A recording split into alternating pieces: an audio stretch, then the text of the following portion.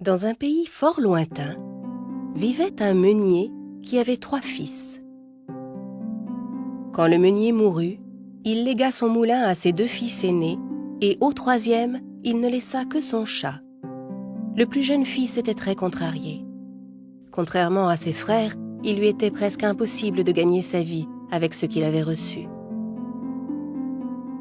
Il regarda le chat et se dit « Qu'est-ce qu'on peut bien faire avec un chat ?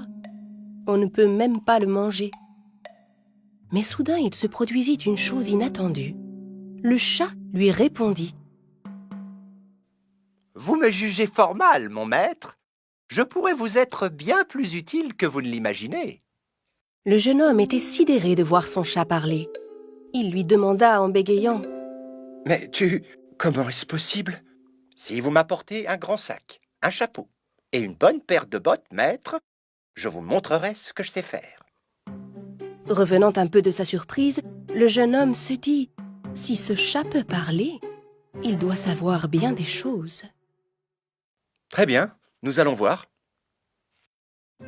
Le jeune homme apporta au chat tout ce qu'il lui avait demandé. Le chat mit son chapeau, enfila ses bottes, alla se contempler avec satisfaction dans le miroir, puis il mit une carotte et une belle salade dans son sac et s'en alla. Arrivé dans les bois, il ouvrit son sac et le laissa par terre.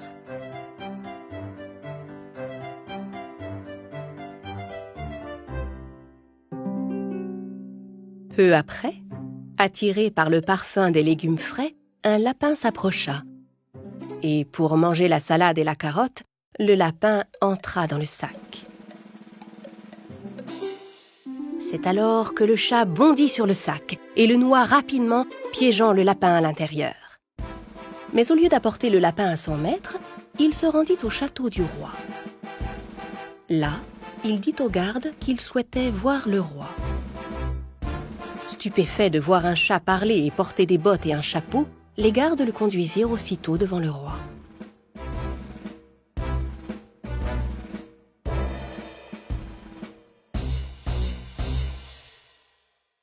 « Votre Majesté, je vous apporte un présent de la part du marquis de Carabas. Mon maître, le marquis de Carabas, vient tout juste d'attraper ce joli petit lapin pour vous l'offrir. » Le roi était très flatté de recevoir un tel cadeau. Pendant une longue période, le chat continua à venir offrir au roi les animaux qu'il attrapait. Au bout de quelque temps, tous les habitants du royaume parlaient de la richesse et de la générosité du marquis. À mesure que les jours passaient, le roi était de plus en plus curieux. Un jour, il demanda au chat botté «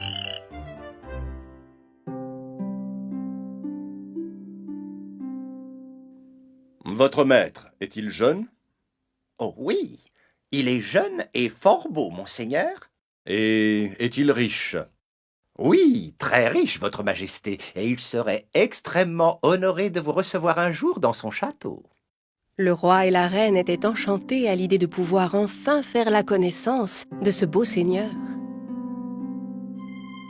Si ce que dit le chat botté est vrai, je pense que nous avons trouvé le mari idéal pour notre fille et un successeur parfait pour notre royaume, dit la reine.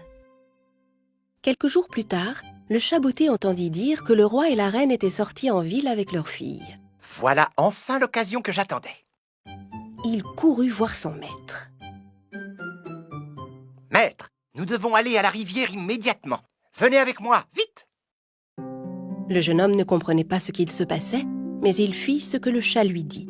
« Mais pourquoi sommes-nous ici ?»« Pour nager, maître. »« Nager ? Mais je ne sais pas nager, moi !»« Tant mieux. Maintenant, enlevez vos vêtements et plongez immédiatement dans la rivière. Croyez-moi, vous ne le regretterez pas. » Le jeune homme lui obéit et entra dans l'eau de la rivière. Pendant ce temps, le chat botté alla cacher ses vêtements derrière un buisson. Quand le carrosse du roi passa près de la rivière, le chat se précipita vers lui comme pris de panique. « À l'aide, à l'aide! Mon maître, le marquis de Carabas est en train de se noyer. » Le roi envoya aussitôt ses gardes le secourir. Et pendant qu'il sortait le jeune homme de l'eau, Le chat botté expliqua au roi que des voleurs avaient pris les vêtements de son maître. Le roi ordonna à ses hommes: Garde à porter les plus beaux vêtements que nous ayons au marquis. Dans ses nouveaux habits, le jeune homme ressemblait véritablement à un prince. Tandis qu'il se dirigeait vers le carrosse du roi, la reine et la princesse le regardaient. Le jeune homme s'approcha du roi et s'inclina devant lui. Je ne sais comment vous remercier, votre majesté. Mon maître, le marquis de Carabas, serait honoré de vous accueillir dans son château, mon roi. Je vais aller devant pour vous annoncer. Le chat botté partit en courant. Le jeune homme ne comprenait pas vraiment pourquoi on l'appelait marquis de Carabas. Mais il se dit que le chat devait préparer quelque chose et il ne fit pas de commentaire. La princesse tomba instantanément amoureuse de ce beau seigneur. De son côté, tandis qu'il courait vers un château qui appartenait à un terrible géant, le chat botté ordonnait à tous les fermiers qu'il croisait: Votre roi approche. S'il vous demande à qui sont ces terres, dites que ce sont celles du marquis de Carabas. Ou bien, il vous punira. Sur toutes les terres qu'il parcourait, le chat répétait la même chose à tous ceux qu'il croisait. Et quand le carrosse du roi passait, les gens, par peur des représailles, lui répondaient exactement ce que le chat leur avait dit. Le roi était très surpris que le marquis puisse posséder autant de terres, mais il était ravi de l'apprendre. Pendant ce temps, le chat botté arriva au château du géant et frappa à la porte. La porte s'ouvrit dans un grand bruit. En voyant un chat qui portait des bottes et un chapeau, le géant fut très étonné. Mais quand il l'entendit parler, il fut encore plus surpris. « Bien le bonjour, votre grandeur. » Mais qui es-tu? Et qu'est-ce que tu fais dans mon château? Le chat botté commença à mettre son plan en œuvre. Eh bien, laissez-moi vous expliquer la chose, monseigneur. Je suis un fidèle serviteur du roi et le roi m'a beaucoup parlé de votre habileté à utiliser la magie. Oui, il a raison. Par exemple, il paraît que vous êtes capable de vous transformer en énorme lion, est-ce vrai? Bien sûr que je le peux. C'est même très facile pour moi.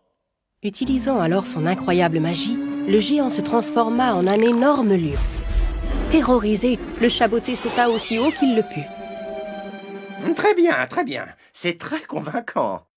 Le géant se retransforma pour retrouver sa forme initiale. C'était très impressionnant. En revanche, j'imagine qu'il vous est impossible de vous transformer en une toute petite créature, n'est-ce pas? Ce serait trop compliqué. Trop compliqué? Je peux me transformer en n'importe quel animal. Ah oui? Voyons voir. Vous pourriez vous transformer en une toute petite souris? Ah. Le géant rit tellement fort que le chat eut du mal à rester sur place. Et le géant utilisa à nouveau sa magie pour se transformer en souris. Quand le géant ne fut plus qu'une petite souris devant lui, le chat bondit sur lui et n'en fit qu'une bouchée.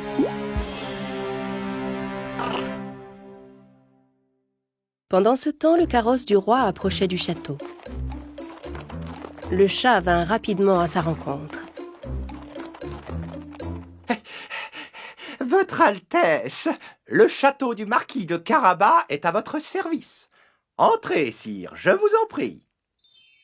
Le roi, la reine, la princesse et le jeune homme contemplèrent le château avec admiration. Tandis qu'ils se dirigeaient vers l'entrée du château, la reine demanda au jeune homme: « Dites-moi, cher marquis, êtes-vous marié ?» Non, votre Altesse. Mais si vous voulez bien m'accorder la main de votre fille, je vous promets de tout faire pour la rendre heureuse.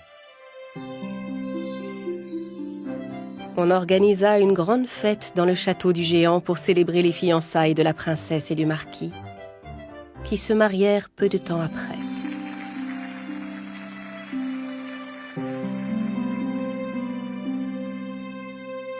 Vous voyez, mon maître, je vous avais bien dit que je pourrais vous être utile à quelque chose.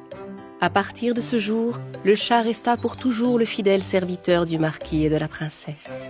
Et ils eurent tous ensemble une vie longue et heureuse.